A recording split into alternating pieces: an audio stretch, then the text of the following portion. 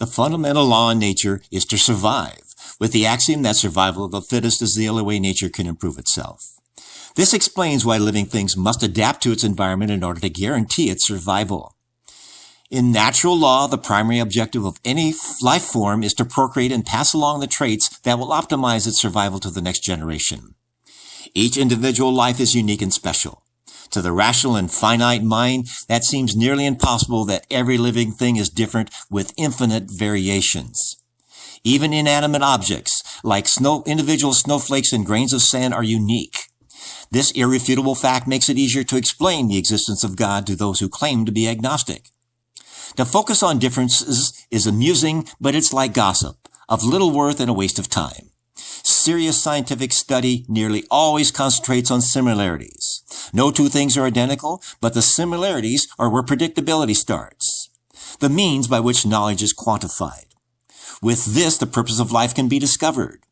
It encourages us to use our God-given intellect to deal with the trials, problems, and tribulations by identifying trends and patterns and systems, with inconsistencies showing where areas of clarification and resolution are needed.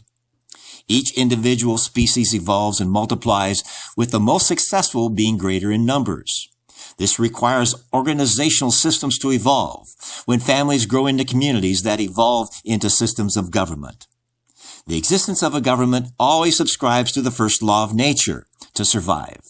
The irony, a government of the people, by the people, for the people, is locked in a battle for survival against itself because our government is supposed to be of the people. All governments are fundamentally dedicated to their own survival. The organism of society is also interested in its own survival, making it a never-ending battle with itself. Neither can win, as both will eventually destroy itself with a third party who is watching the ultimate temporary winner. The only corporal thing in the world that never dies is a government program.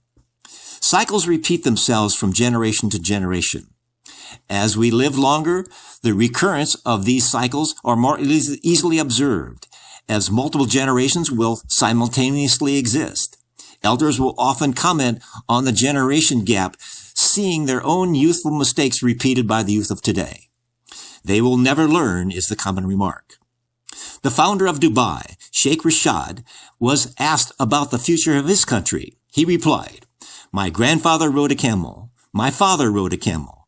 I ride a Mercedes. My son rides a Land Rover. My grandson is going to ride a Land Rover. But my great-grandson is going to have to ride a camel again." Observing history can conclude the real function of government is to spend money only to the purpose to extend its own existence indefinitely. But the camels are on the horizon. Everything will wear out and we will need to be replaced. At our own peril, both our government and society ignores the first three laws of thermodynamics. 1. We can't get something for nothing. 2. We don't respond to that fact very well in the area of immediate gratification. And 3. It always gets worse. The most dangerous and disappointing part is that society has yet to learn the first law. This is Keith Kuby wishing you the best in making the world a better place.